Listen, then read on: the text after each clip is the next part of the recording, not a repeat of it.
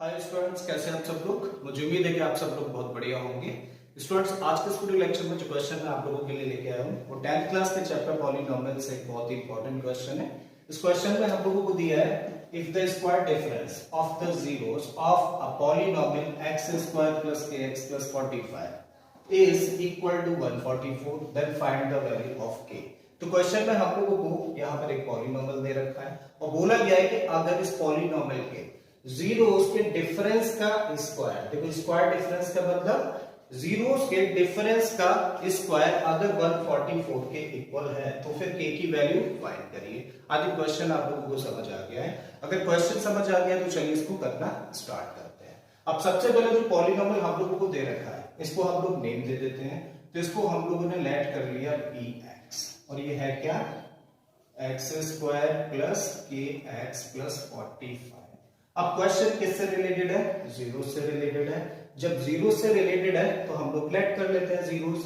तो यहां पे हम लोगों ने लेट किया, let alpha beta be the zeros of polynomial px। तो जो पॉलिनोमियल आप लोगों के पास है, मान लेते हैं कि इसके जीरोस क्या है, अल्फा और बीटा। और जब भी कभी क्वेश्चन जीरो से रिलेटेड हो तो दो चीजें हमेशा फाइंड कर लेते हैं, एक तो सम ऑफ जीरोस और दूसरा प्रोडक्ट ऑफ जीरोस। करेक्ट है। तो क्योंकि अल्फा बीटा जीरोस है इस पॉलिनोमियल के, देयरफॉर अल्फा प्लस बीटा यानी कि सम ऑफ जीरोस किसके इक्वल होता है, माइनस बी अपॉन ए।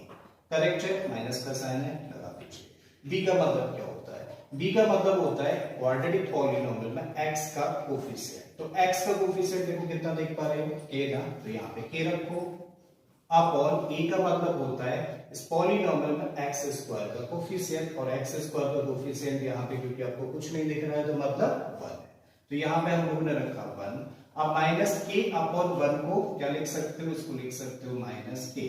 इसका मतलब अल्फा प्लस बीटा यानी कि सम ऑफ जीरोस इस पॉलिनोमियल में क्या होगा, माइनस k। ठीक है, तो ये सम ऑफ जीरोस यानी कि अल्फा प्लस बीटा निकल के आया। दूसरी चीज product of zeros means alpha into beta and this equal to, ये क्या होता है, c अपॉन a। c का मतलब क्वाड्रेटिक पॉलिनोमियल में कांस्टेंट टर्म, तो यहाँ पे कांस्टेंट टर्म कितना है, 45, रखिए 45 अपॉन a का मतलब कोफिशिएंट ऑफ x स्क्वायर जो कि कितना है, 1 है, तो 45 अपॉन 1 कितना हुआ, ये हुआ 45। ठीक है, तो अल्फा इंटू बीटा की वैल्यू है 45, अल्फा प्लस बीटा की वैल्यू है माइनस k, और ये दोनों इंपॉर्टेंट पॉइंट है तो इसको मान लेते हैं इक्वेशन नंबर 1 और इसको इक्वेशन नंबर 2। ठीक है, आई थिंक यहां तक चीजें समझ आएंगी आपको। अब क्वेश्चन की कंडीशन पर आते हैं। तो क्वेश्चन में क्या बोला है कि जीरोस के डिफरेंस का स्क्वायर, यानी कि अकॉर्डिंग टू क्वेश्चन हम लोग लिख सकते हैं जीरोस के डिफरेंस का स्क्वायर मतलब अल्फा माइनस बीटा का whole square and that is equal to what, 144। तो यहां पे हम लोगों ने लिखा 144। अब आपको लग रहा होगा कि अल्फा माइनस बीटा ही क्यों लिखा है, यहाँ पे बीटा माइनस अल्फा क्यों नहीं लिखा। आप कुछ भी लिख सकते हो क्योंकि जीरोस के डिफरेंस का स्क्वायर है ना, अल्फा माइनस बीटा एक पॉजिटिव वैल्यू भी हो सकती है और अल्फा माइनस बीटा नेगेटिव भी होगी, बट स्क्वायर करने पे दोनों ही केसेस में पॉजिटिव आंसर आएगा। तो आप चाहे अल्फा माइनस बीटा लिखिए या फिर बीटा माइनस अल्फा लिखिए, कोई फर्क नहीं पड़ेगा। ठीक है, अब देखो जरा ये कैसी फॉर्म लग रही है, a माइनस बी का होल स्क्वायर जैसी फॉर्म है। एक्सपेंड कर देते हैं उस आइडेंटिटी का यूज करके, और a माइनस बी का होल स्क्वायर क्या होता है, a square plus B square minus 2ab, लगा दीजिए। तो ये बना alpha square plus beta square minus 2 alpha beta and this equal to 144।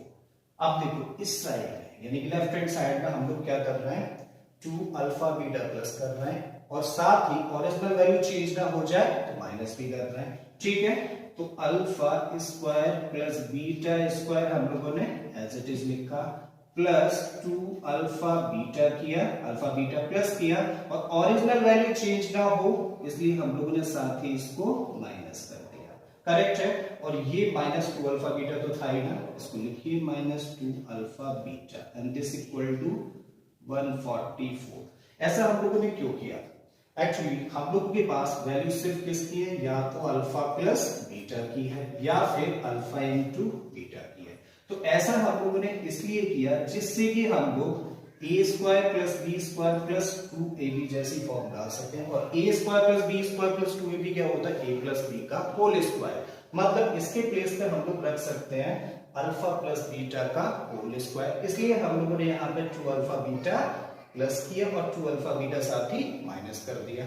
ठीक है, अब देखो इसके प्लेस पे क्या रख सकते हो, a प्लस बी का होल स्क्वायर जैसी फॉर्म है, मतलब इसको लिखा जा सकता है अल्फा प्लस बीटा का होल स्क्वायर और माइनस 2 अल्फा बीटा कितना हो गया, माइनस का 4 alpha beta and this equal to 144।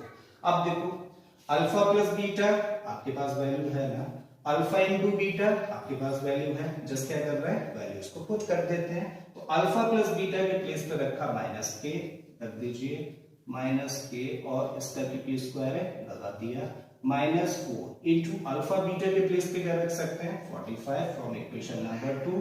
तो यहाँ पे हम लोगों ने रखा 45 एंड दिस इक्वल टू 144।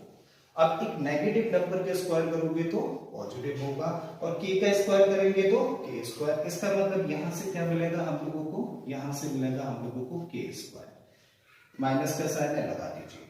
4 और 45 का मल्टीप्लाई करेंगे तो कितना होगा, ये होगा 180 एंड दिस इक्वल टू 144। तो यहाँ पे लिखा हम लोगों ने 144। हमें k चाहिए तो इसको करना है ट्रांसपोज, तब लिख सकते हैं k स्क्वायर इक्वल टू, देखो 144 तो अपने प्लेस पर है एज इट इज लिखा है इसको, और जब इसको ट्रांसपोज करेंगे तो प्लस में जाएगा 180, मतलब k स्क्वायर इक्वल टू कितना होगा 144 प्लस 180, ये हो जाएगा 324। फाइनली हमें क्या निकालना है, हमें k स्क्वायर की वैल्यू नहीं चाहिए, हमें चाहिए k। इसका मतलब k चाहिए तो दोनों साइड्स का स्क्वायर रूट ले दो। तो जब इस साइड का स्क्वायर रूट लेंगे तो ये होगा k और इस साइड का स्क्वायर रूट लेंगे तो ये होगा प्लस माइनस 18। इसका मतलब k की वैल्यू कितनी होती है, प्लस का 18 या फिर माइनस का 18, और यही हम लोगों का आंसर निकल आता है। मुझे उम्मीद है स्टूडेंट्स कि आपको क्वेश्चन समझ आ गया होगा। अगर ऐसा है तो प्लीज वीडियो को लाइक कर दें, चैनल को सब्सक्राइब कर लें और अगर हो सके तो इस वीडियो को अपने दोस्तों के साथ शेयर भी कर दें। बाकी के क्वेश्चंस के लिए अपनी प्लेलिस्ट में चले जाइए, इस तरीके के बहुत सारे क्वेश्चंस मैंने ऑलरेडी अपलोड किए हैं।